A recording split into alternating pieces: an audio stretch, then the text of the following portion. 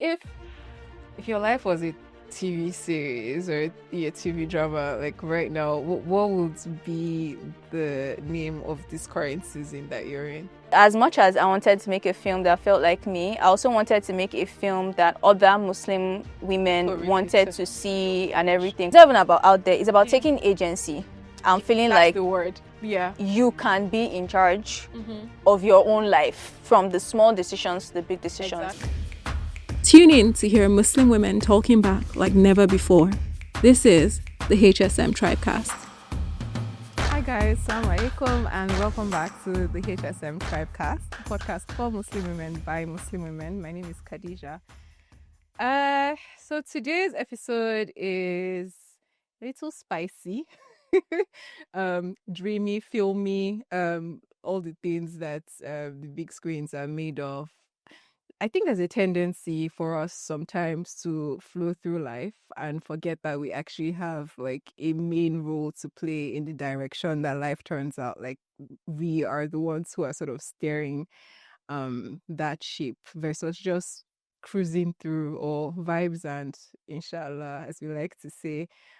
Today we have a really, really interesting guest with us, Korede Azeez, master storyteller, filmmaker, table shaker, and every other acre that you can think of. Welcome, Korede. Thank you so much, Khadija. I'm very fine, thank you. I was gonna ask, why spicy? I don't know. I just like to think that drama, it gives you everything you can think of: laughter, tears. Okay, I guess you can call those the spices of life.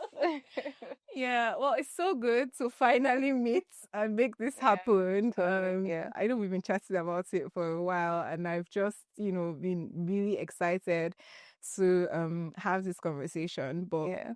before we delve in, we always start with an icebreaker. So tell us 2 truths and 1 lie about Korede. I have a son and a daughter. I have 2 Igbo names. And I have 2 Arabic names. Oh. Well, I mean, I know you've stayed in the East, so you probably have some Igbo name as somebody dashed you. I don't know. Do you have kids? I don't know. But I don't even know your Arabic name, so I'm going to go with that one, because if I don't know the first one, I don't know whether you actually have 2. So that's the lie. Well, the lie is I have a son and a daughter. Okay. I actually have 2 daughters. Not a son and a daughter. So yeah, I have 2 Arabic names and I have 2 Igbo names. What are the 2 Arabic names? And Hikma and Rukaya. nice. And then the 2 Igbo names. Obioma and Ngozi.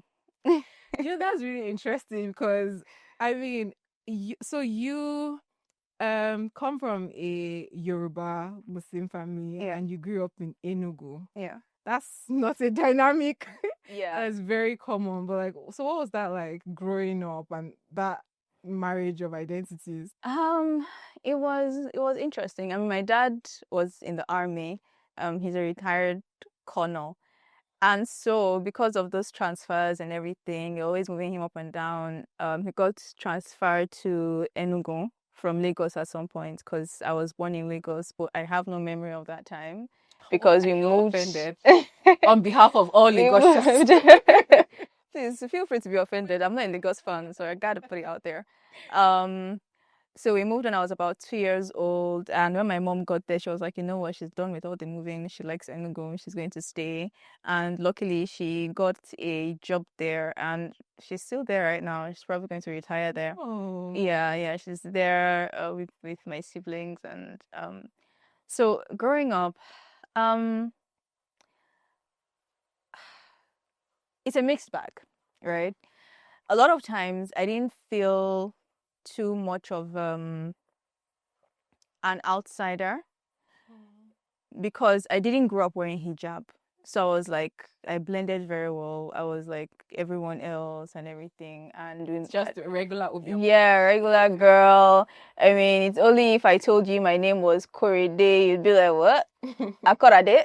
Akorede? What did you say? Other than that, just looking at me, I was blending.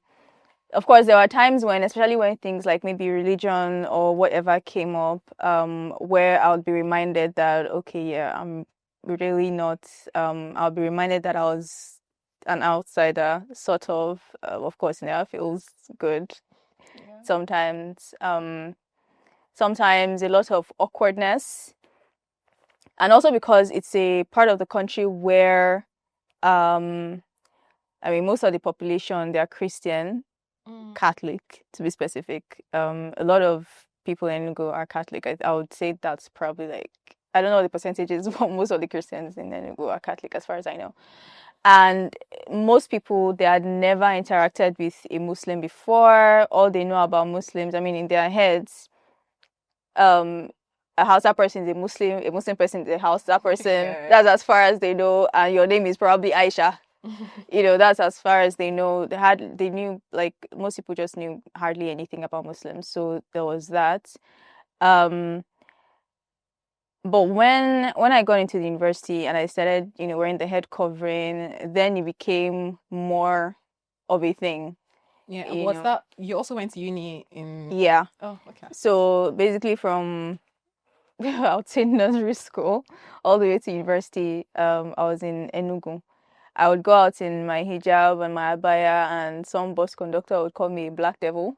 Or I'll be walking on the streets and someone would yell out Boko Haram, or somebody would yell out, "Why are you covering like that?" That particular one I found funny because annoying at the moment at that time. But I also found it funny because I recognized that a lot of it was just due to ignorance.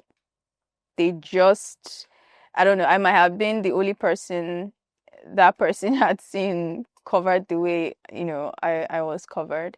You grew up in Enugu as a Muslim woman, and I can't imagine that there were lots of people that looked like you or were like you at that point in time.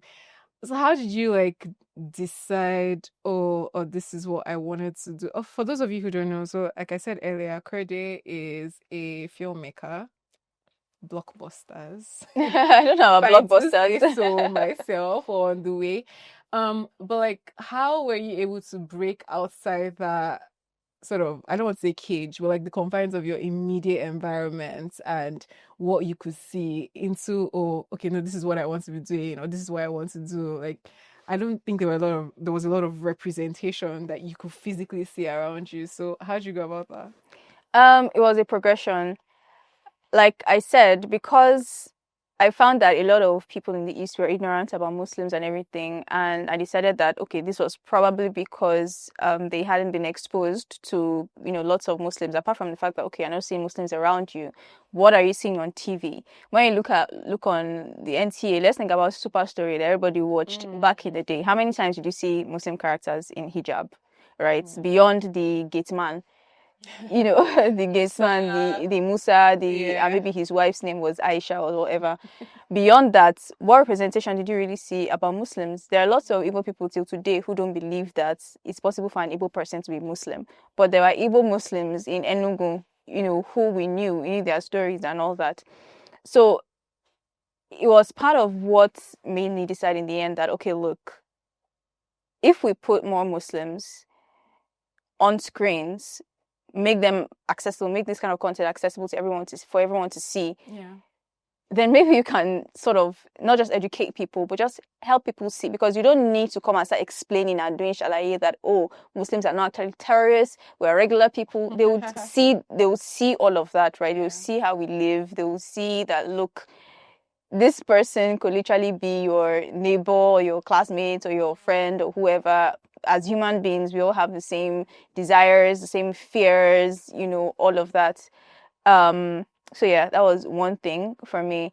And I didn't get into filmmaking until a couple of years after I left Enugu, after I left school. While I was still in Enugu, I didn't think I was going to be a filmmaker. By the way, what was your background? I studied mass communication. Okay, not far off. Yeah, not far off. And with mass communication, I got exposed to radio. So I pretty much did radio throughout the time that I was in university. And then after that, I was eager to get into television because I'd always be very curious about media and storytelling and all that. And after doing radio for a while, I thought, okay, let's see what TV is like. And then I got the opportunity to do that for my NYSC year, and again following my curiosity, because I mean, after seeing how the Nigerian TV media, broadcast media space was like, I was like, That's not really. no, yeah, no, not really for me. But then I found that while I was there, I started getting pretty interested in behind the scenes stuff, even though they always wanted to push me. I remember my manager then, Mr. Okubanjo, he always wanted me to be on the screen, the newscaster. Is that? I'm starting to wonder. Like, Yeah. is that like, I don't know if it's trauma or if it's, but is that a kind of thing that like we tend to share? There's this tendency for not just Muslim women, I think women, to like sort of shy away and be behind the scenes, like coordinating things versus like the starlights. So the thing is, I don't have a problem with being in front of the cameras. I just found the behind the scenes stuff more interesting. Yeah, and I think it's tangible as Yeah, well. I just found Because it. you're literally directing Yeah, the viewer yeah. seeing. I found it a lot more interesting. I mean, yes, I did the whole newscasting thing. That was nice. Presenting, yada yada yada. That was quite nice and everything. But anyways, followed my curiosity again after that. Did a copywriting job because I mean, I'd always been a writer. I'm saying being a writer that way because I feel that if you're not making for money from writing, or if you're not doing it professionally, are you really a writer? But no, how many? Let's not argue about How that. many? Let's not argue about that. The point I was trying to make was, I started writing when I was probably about 8 years old. I used to write like a lot of fiction stories, short stories, and the like, but I didn't consider myself a writer. And I was like, oh, okay, let me do this copywriting thing. Then maybe I can call myself an actual writer. Anyways, I did that. And it was after that that I then joined the BBC when I saw an opening. I started as an intern actually during my NYSC year. So it was good that I already had that a bit of that background because I think it was about a 6-week internship or 2 months or something like that. I don't remember what it was, but it was a sound engineering internship. And again, I absolutely loved it. So when they had an opening for an assistant technical producer, I went in for the role because again, I was going to be doing the whole sound engineering thing, but then lots of opportunities to learn about video production and all that behind the scenes stuff that I was very interested in. Yeah. So I got in, got to learn about that. And somehow at that time, I was very interested I started learning about filmmaking, learning about all the different movements in film, just really geeking out about all that. And then, interestingly, when I got in, my colleague was fresh out of film school. And he was also, of course, film buff and everything. I want to start a collective. I mean, I had been researching film collectives because that's how they tell you that, oh, young people can get together and make films. And so we did that. And that was how They don't tell you the truth of, everything that goes in the resources and all that. But I mean, when you have passion, I guess. Yeah. I mean, you learn about those things along the way. But anyways, we started our film collective, got to make my first film. So, I mean, at this point, what year was this? So it was 2019-ish, like towards the end of 2018 into 2019. And this was probably about 3 or 4 years after I left Enugu. So yeah, just trying to paint a picture of how long it was after I left. And now that you look back, I think you feel, it's just 2019, 5 years ago. But when you think about it in terms of like actually feeling and living, it's been quite a while. So if your life was a TV series or a TV drama, like right now, what would be the name of this current season that you're in? Current season. Put your head down. That's a bad title, but yeah, put your head down. do the work. That sounds Something along those that lines. sounds like do more work. Yeah. Yeah, it's like you've not gotten to the level where, oh, okay, I'm sitting back kind of like taking my flowers. No, it's still hard at the grind, doing the work. No, I don't even know. I don't know. At what point do I want to sit back, sit down? Does that ever happen, really? I feel that I might be one of those people that would just keep working until the very end. I mean, and of course, you pray to Allah for long life and strength and all of that.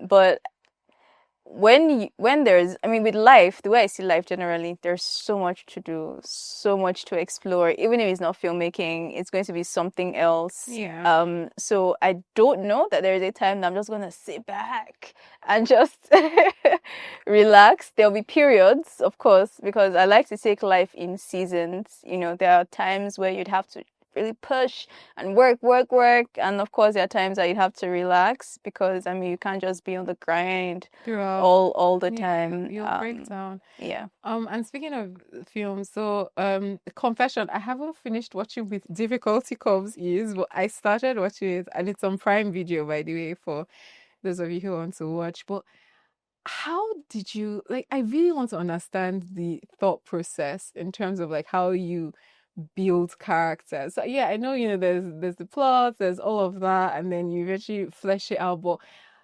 which comes first for you? Like, do you have this story idea in your mind, or do you have like the character idea in your mind and then build around them?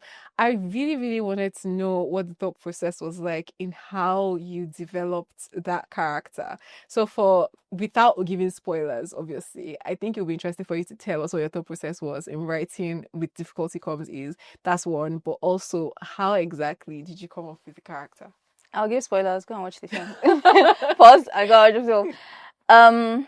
So it's a mishmash of different things. To be honest, I'm a note taker.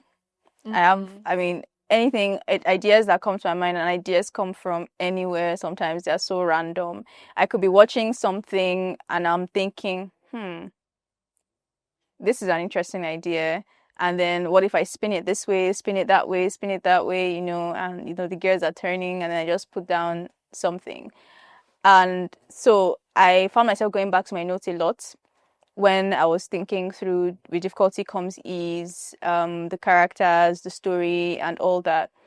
So with this particular film, how it started was through a tweet.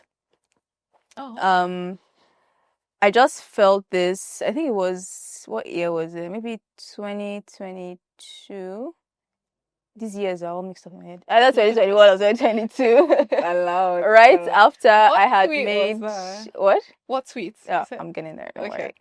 worry. Right after I had made my Netflix short film, Halima's Choice, I was just eager to do something else. I didn't want to, you know, wait a long time and just relax or whatever. And so I thought, look... And I think the thing that drove me was, yes, Halima's Choice, Muslim character and everything, but I wanted to do more, explore that more, do something that really felt a lot more like me, you know, because yes, I'd gotten a chance to tell that story, but I needed something that felt a lot more like me, where I had more control over, you know. And of course, the short film format is very different from a feature film. Feature film, you can say a lot more, do a lot more. And so I just tweeted, you know what? I want to make a film for us Muslim girls, and I need all the supports I can get. And the response to that tweet was, oh my goodness, it was amazing. I got because I took a screenshot of that, put it on my IG as well. IG is more of my biz, if I say so, if I can say that. And I probably got, because there's some contradiction in there. Because have you brought up the account back, the IG? IG disabled my accounts. I don't know if I'm getting that account back. Oh, so yeah. No, I thought it was intentional. No. It wasn't. It wasn't intentional. It wasn't intentional. Don't worry, it's fine. Find me on TikTok. We have moved base.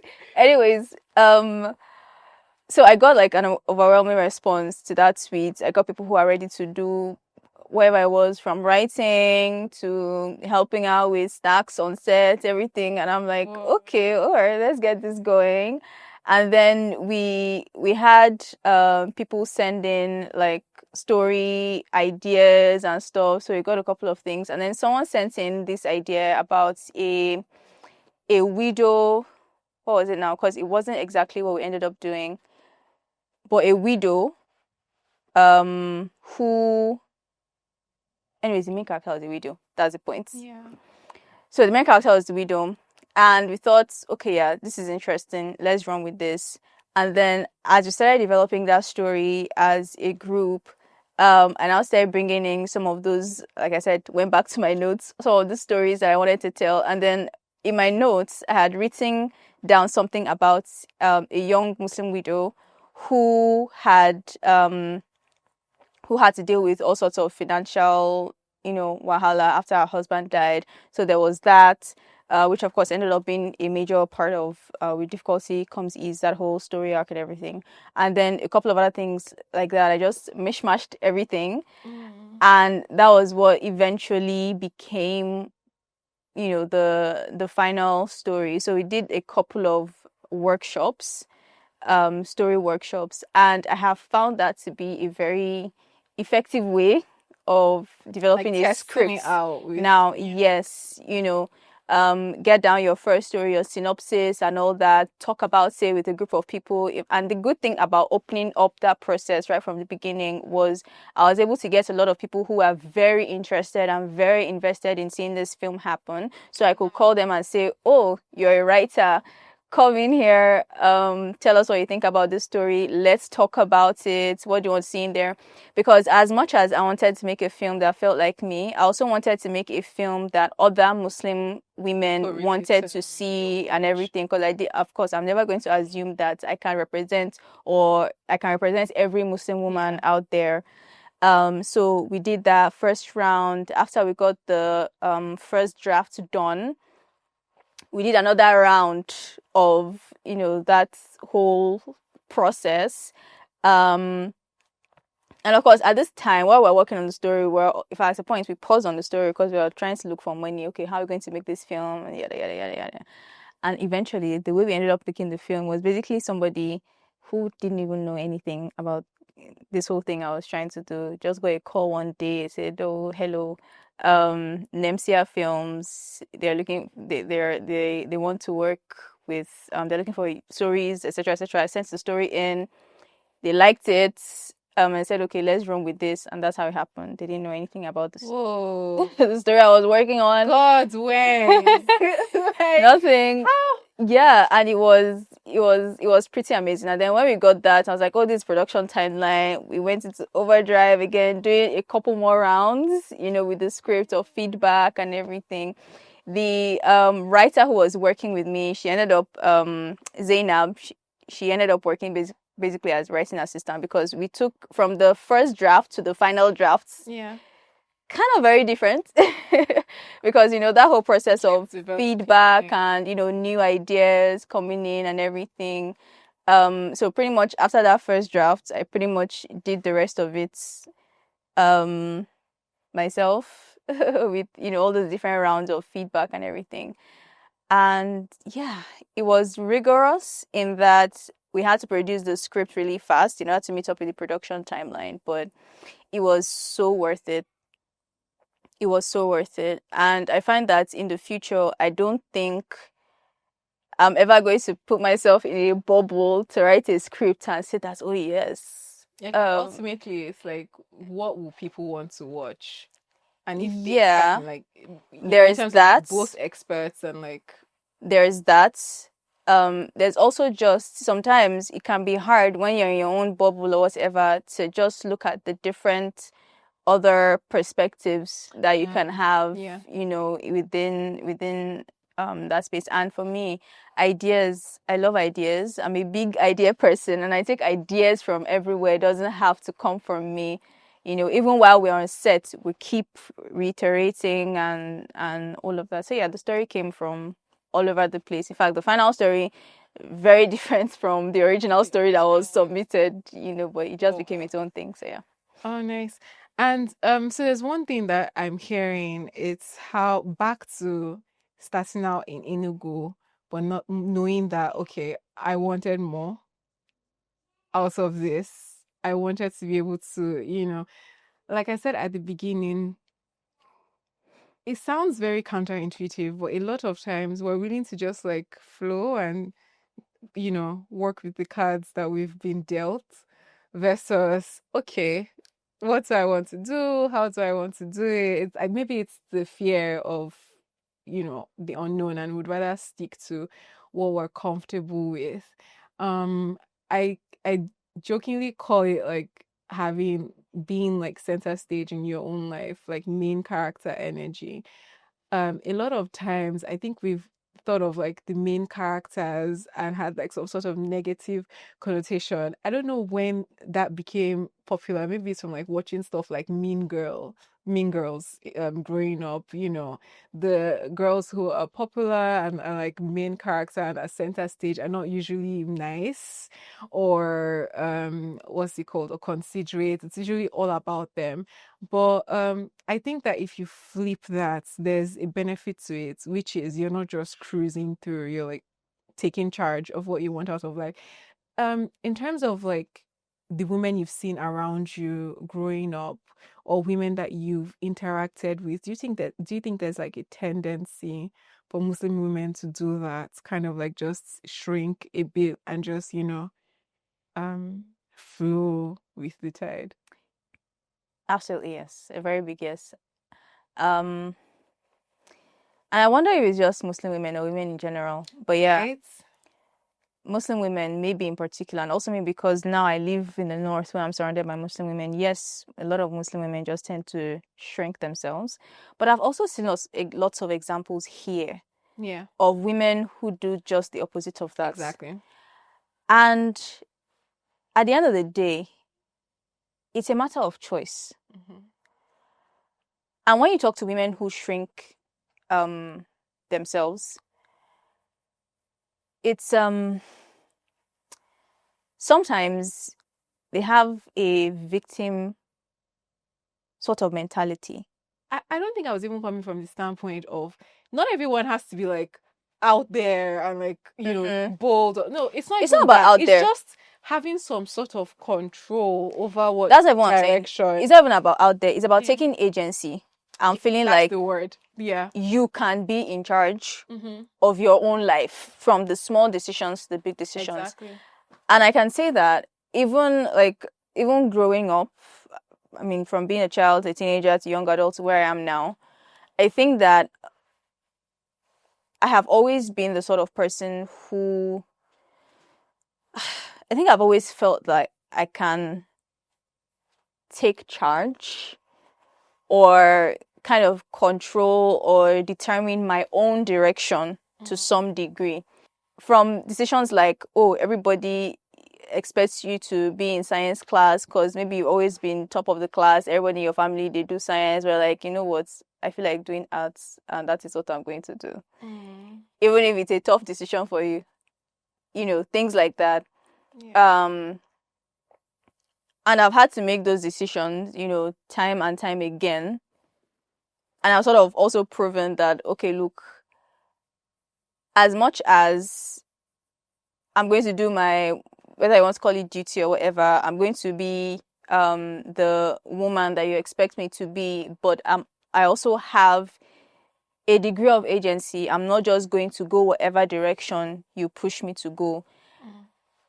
That is a space that I have found myself. And I think that it's a space that many women can put themselves in, because you find that when women who are to either extreme is usually a problem. Yeah, I agree. Usually a problem, even for them, because of course you don't want to shut everybody out and be all out and be like, At the same time, you don't want to be a doormat. yes, and at the same time you don't want to be a doormat, because how are you going to be happy? Either way, you're always just going to be, because I feel that as human beings, I believe that, of course, we all believe that we believe in destiny. We believe that Allah has put us here to worship Him. I really do believe that everybody here has been put for a very specific purpose. Yeah. And which is why I make the kinds of films I make the way I make them. For me, it's not about making films for Muslims, to be honest. For Muslims in the sense that, the way you'd make these Christians make what they call them gospel films, Mount Zion type of films. You remember? Oh my god! So The like soundtrack just came to my mind, and then it went. So like that is not the kind of film I'm trying to make, and those are the kinds of questions I had to deal with, and kinds of conversations I had to have when I started talking to people about with difficulty comes ease, because immediately they see you in hijab, they say, okay, you're trying to tell stories about Muslim, they keep hearing Muslim, and then the first thing that comes to their mind is, oh, the Mount Zion type of movie. So in some ways, with difficulty comes ease was supposed to be almost like a proof of concept, and in some ways a bit of an experiment to show that, okay, this is what I am actually trying to do.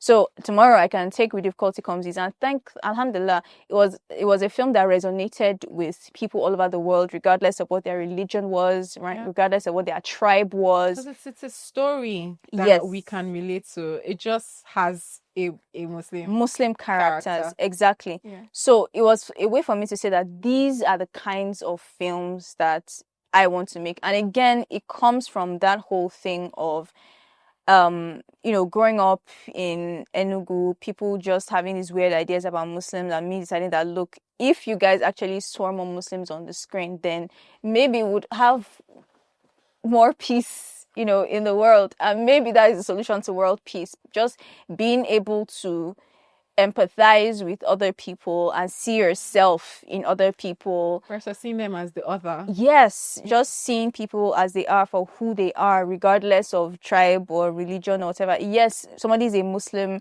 respect that, accept that. It doesn't make them non-human or whatever.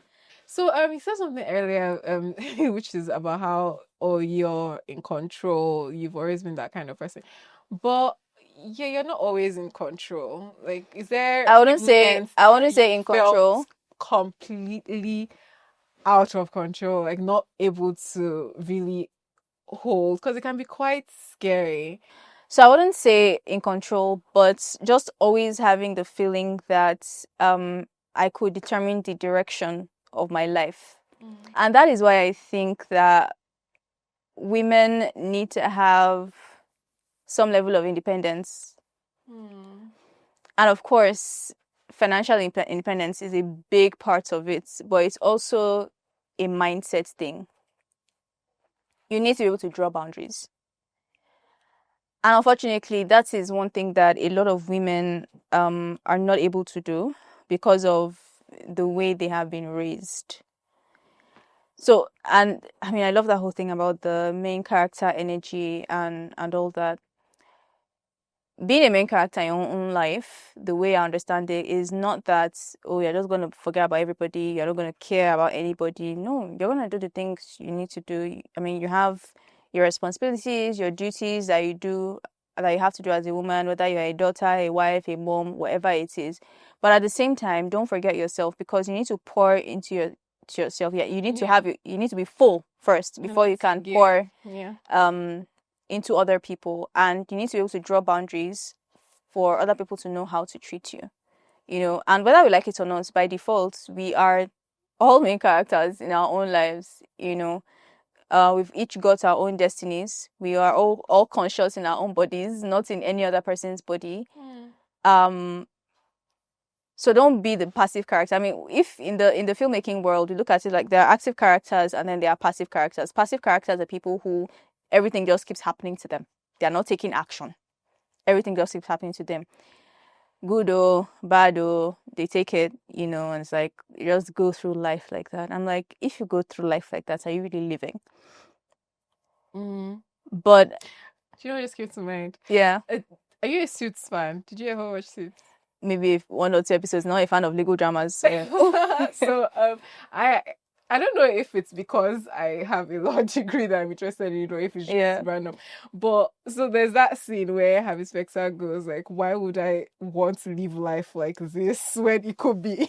Yeah. And I think I have that like just there somewhere subconsciously. Yeah, exactly. And I sort of have that perspective and I think having that perspective also allows you to deal with the low moments better, because you expect that naturally if there are high moments, there will be low moments. Yeah.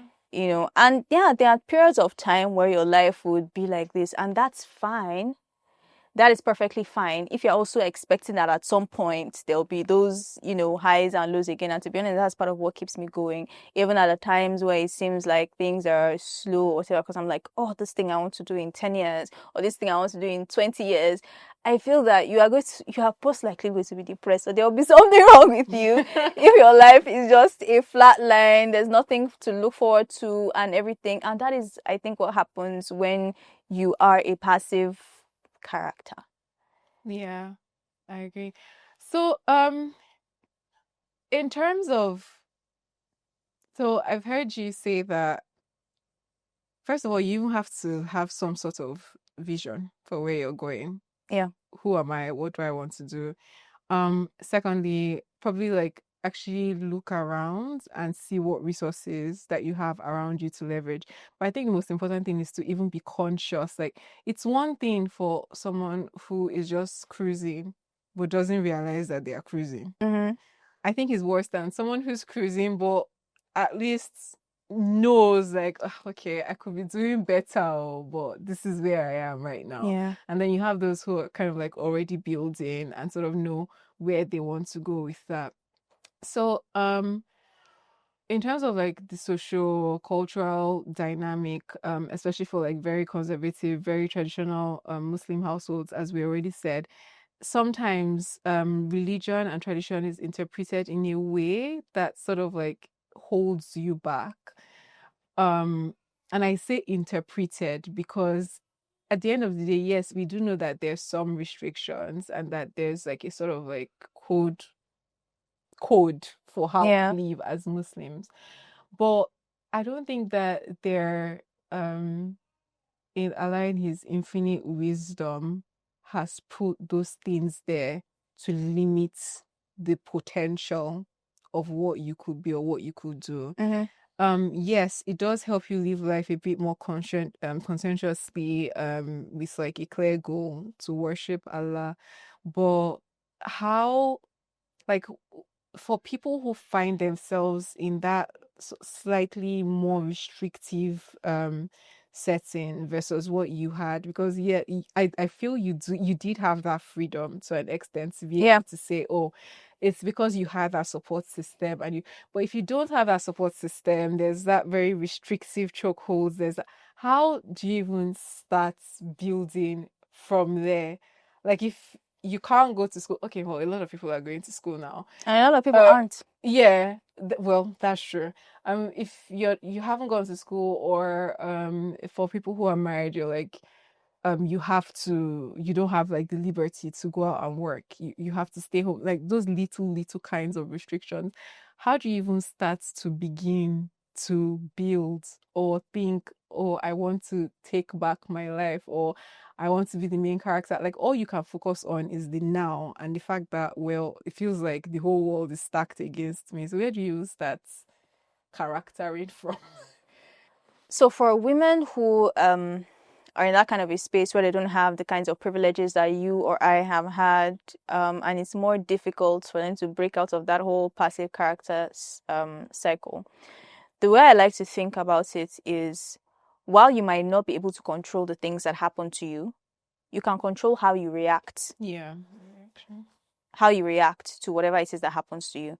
You can decide to take it, and it's okay to cry, but don't allow yourself go down that dark hole of, self-pity and despair and nothing's ever going to change and all of that. You need to be able to have a vision, see where you might want to go. So it's kind of like working your way backwards, right? Before somebody can achieve whatever it is that they have achieved, they started somewhere. They started by wanting something in the first place. So how do you get to that point of wanting something? It's even first off knowing what the options are. And how do you know what the options are? By learning. Yeah. I am very big on learning. If you have access to internet, you have access to the world. Like, in fact, This is just Instagram. sometimes when I say Alhamdulillah, I'm very specific that, Ya Allah, alhamdulillah for the internet, alhamdulillah for the opportunities that it has opened up. Alhamdulillah, now a lot of women can work. Years back and not having Sis, the access that we have today. you have access to literally all the information in the world. Now you can work from home. And if for you, let's even look at that work from home thing. If for you the dream is, oh, okay, even if it is a little bit of money, pocket money, chicken change that I can make for myself working from home, maybe that is the vision right now. That can be the vision right now. And then you start working towards it. What do I need to do to get there? Just keep reading and learning and reading and learning. Everything I've done up till now, filmmaking, whatever I was, I started by learning on my own, just following my curiosity and learning on my own. And that's even for people who have access to internet. And I think the key is in, of course, not allowing yourself fall into despair. Once you're able to see what is out there and what is possible, even if you don't know what your vision is or exactly who you are, because let's face it, a lot of people feel like you should have life figured out by your 20s or your early 20s or whatever. But no, sis, calm down. You might not figure yourself out until you are in your 30s or whatever. And whatever time it takes, it doesn't matter. Just continue on in that journey. Try to look at life more as a journey than, oh, I need to always be there. Because there was something I heard recently. What the person said, we always feel like at every point in our lives, we feel like we are a finished product.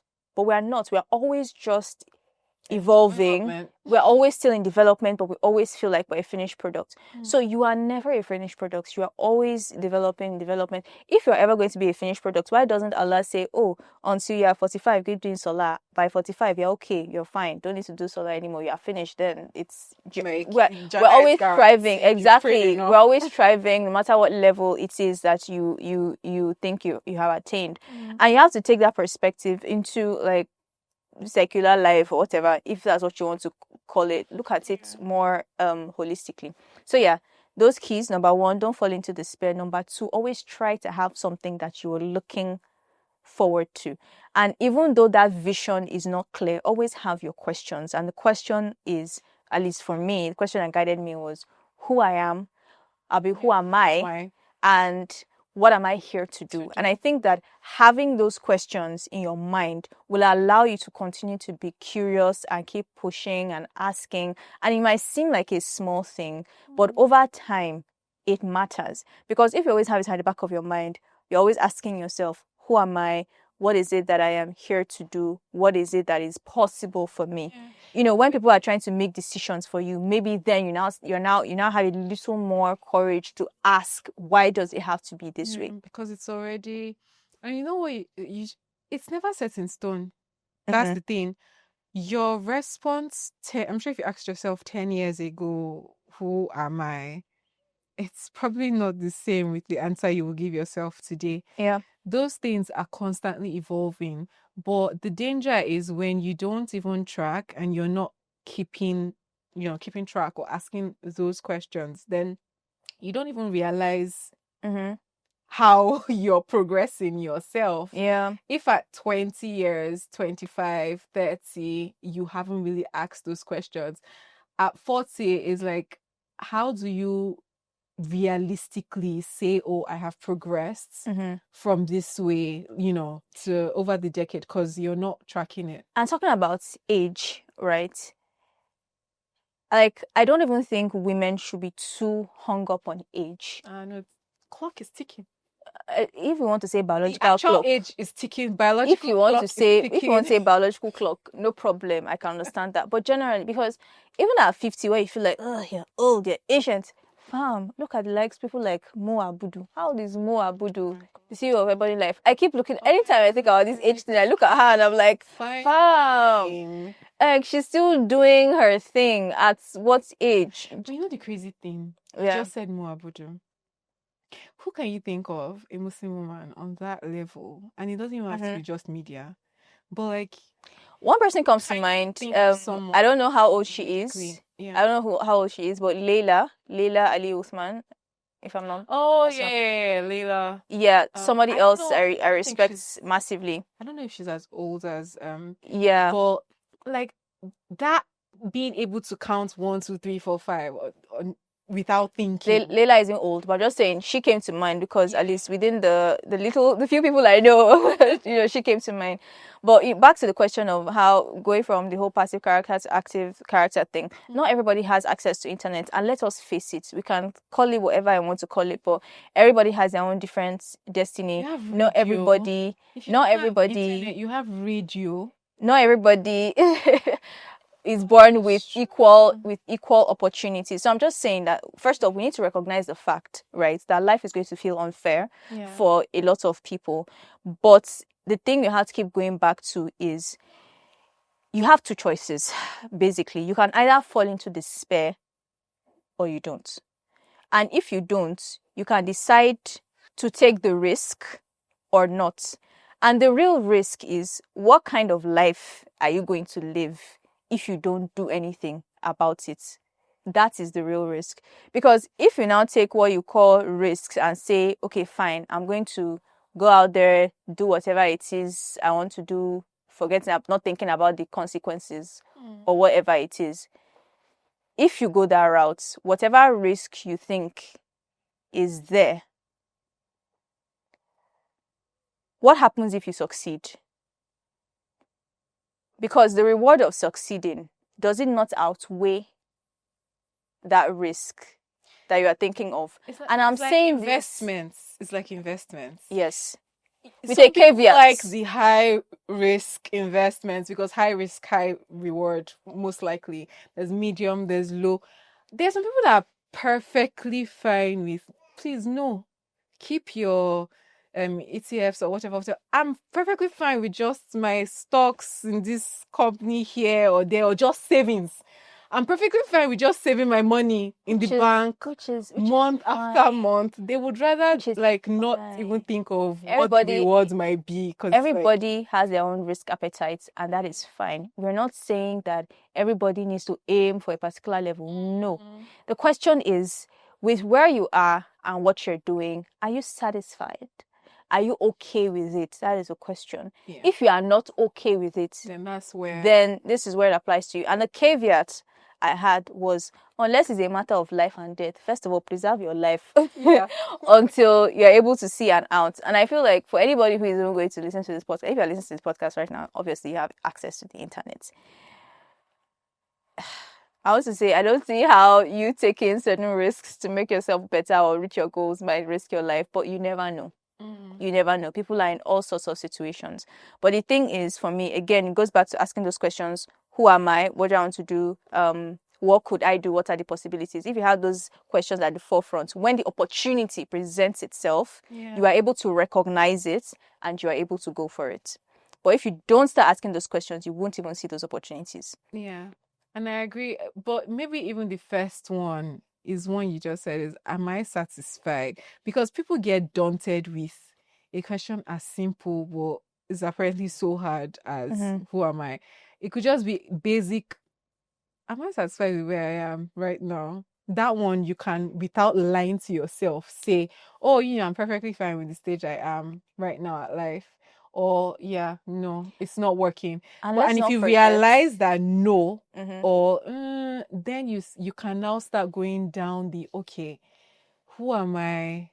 What should I be doing? What am I really here to do? That I doubt anybody will actually ever be really satisfied with where they are, though. We're human beings. We're human beings. But the thing is, what it does for you is, of course, we're people of Alhamdulillah. Yeah. At every point in time, Alhamdulillah. But there's something you're working toward always. And I think that is fine. Again, drawing the parallels between the rest of life and religion, you always want to continue to do better and strive hard and everything. And let's not forget, I don't remember what surah this is from. I shall know that it's stuck in my head, and I'm not a hafiza, so don't expect me to quote the Quran. Oh, no, but there's a verse. We are just striving. Regular girls. But there's this verse in the Quran that talks about how you basically get what you work for. Everybody gets what they work for. And there was a time where I just kept on seeing this verse everywhere. And it just reminded me that, yes, we are destined. I mean, we believe in destiny and everything. But you still tie our camel. You still tie your camel. You still have to work take action toward that step or wherever it is that you want to go, right? So don't just sit down expecting that something will come to you. Pray about it, yes. Pray about it, but do the work. That's great. That's a quote. Do the work. In the course of your work, or in the course of like what's the word now? In your interactions with women, with Muslim women, etc. Do you see that trend in the sense of we're either just not putting in the work to even find what opportunities they are to take advantage of, or we're too lazy to see through and actually like hold ourselves to that standard of excellence? Um, so I kind of feel some type of way about the word lazy, because I think that women by default are not lazy. Look at all the work that we do in the home and everything. But I think the main block that we have going for, say, opportunities that we feel like we should be going for is let's face it, we're in a patriarchal society, the men around us. And in a patriarchal society, of course, and it's different depending on from society to society. The North is different from the West, etc., etc. But when you have generations of women who have been pushed down and, if you want to say oppressed, maybe, but conditioned in a certain type of way, it's going to be very hard to break out of that. So it's not that a lot of the women, at least the few women I have seen and have interacted with, it's not like they don't want more for themselves. They want more. But the question is, how much opportunity are they going to be allowed to access? That support system matters a whole lot. And you cannot blame a woman for not having the courage to just say, you know what, F all of this, I'm going out on my own to do whatever the heck I want. That's very hard to do. Especially when, number one, you don't have financial security. And even if you do have financial security, that's very hard to do. Because again, we know that as Muslims, we have responsibilities and everything. You're not just going to forget about your family and go do whatever. There's religion, there's culture, there's everything. So that's why we now have to think creatively about, okay, what can we do within the box that we have been put in? And at first, I don't know how I feel about that. And at Like, first, sounds... no, we have to take it. It's stage by stage. It's stage by stage. You need to start. You can't expect a child who was born today to start walking tomorrow. It's stage by stage. First of all, start with that little box that you're in. What can you do within that little box? Maybe you can start with frying akara. When you start frying akara, and you've made some money from frying akara, and please, this is an analogy. You've made some money from frying akara. Maybe you are able to save enough to buy whatever you need to take it to the next level. Maybe whether it's moi moi or donuts, depending on what direction you want to go, right? So the point is that every level you go, new doors open, new opportunities open, new questions. You start to see more new questions. But the question you need to keep asking is, what more can I do? What can I do with what I have, with the opportunities that are open to me?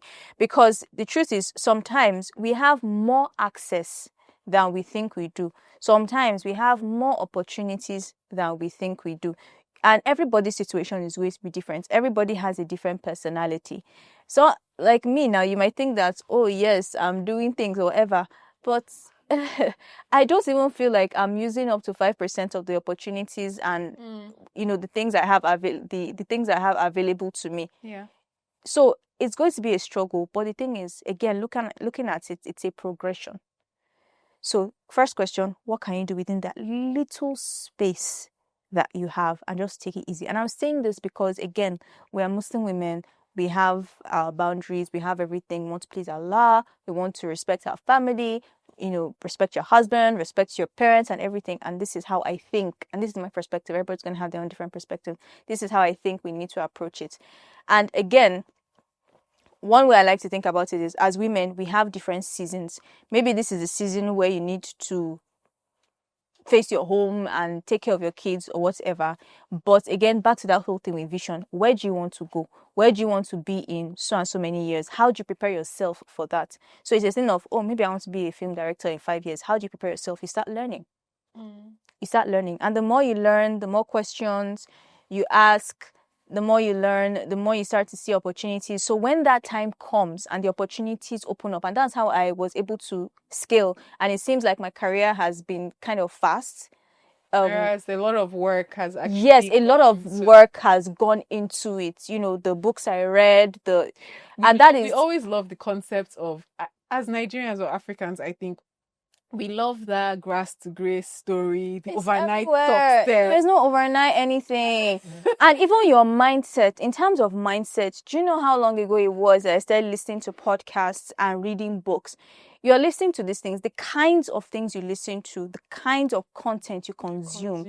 Even when you're on IG, when you're on TikTok, whatever it is, if you are not deliberate about the kind of content that you are consuming, is going to affect you in 10 years. And it's just micro little things. Those are the things that, feed your mind. So if you know the kind of person you want to be in the future, you need to start consuming content now that's going to help build you to be that kind of a person. But then finally, you also have the courage to put yourself forward when that opportunity comes. It takes time to build that courage, which is why you need to start listening to content that will help you have that courage or build that courage. So you need to be very, very intentional about what you are consuming. Because thankfully, again, alhamdulillah for the internet, you might have people around you who are telling you, you can't do this, you can't do that, blah, blah, blah, blah, blah, blah, blah. Listen to one podcast, someone that said, you can do it, this is how you think about it. Yes, all those things, they matter. It might seem like a small thing, or what is this we're talking about? But trust me, it works. Okay. So am I allowed to ask what you're currently working on? Yes, I have stories. I have stories I'm working on, and I have so many stories to tell. And so I'm just developing, because you never know what the next one is going to be, where the opportunities are going to come from. And sometimes the best thing you can do is prepare yourself. Yeah. For those opportunities. Continue with like the strong Muslim characters. Is that a thing we're going to continue saying? Yep. Or nice. Yep. And speaking of that, like, because again, it tends to be very stereotypical. Even with the kind of stories that we could find ourselves telling. Are there like other, themes that you want to explore that, you think we haven't told enough? Are there Muslim stories or is, that we think we haven't said enough of that you want to explore? Do you have another 3 hours?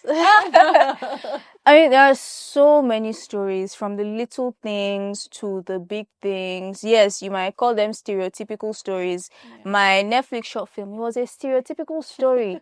Oh, young girl, they want to force her to get married. She doesn't want to get married. It's not a stereotypical story. But what did I do with that story? I put it in a futuristic world, in an AI world. And I can tell that same story 100 different ways. Yeah, but it's in the way. It's the same stories, the same stereotypes, but these are the lives that we are living.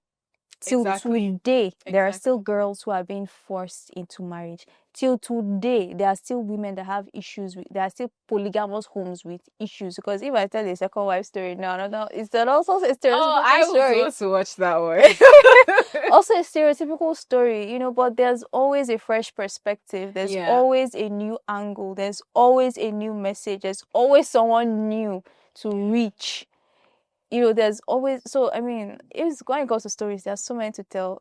And I just pray that, of course, may Allah bless us with long life. And of course, the opportunities to tell all the stories, because there are so many of them. And on that note, so, it's time to move from being passive character to being a bit more active in life, because even though, as we've said, it feels like it's the same mundane things, the same thing that we're doing day in, day out. It's a matter of perspective. So if you thought life was kind of like just happening to you and you were just flowing through it, perhaps it's just a matter of perspective that you need to tweak just a little bit. Oh, thank you so much, Korede. It's a pleasure having you, and I'm so glad that we finally got. Thank you. Yes, I absolutely loved being here. Thank you for inviting me. I hope it's been really useful for you. Please like, share, subscribe to the podcast. And till next time, continue to enjoy life, love, and faith on your terms. Assalamu alaikum.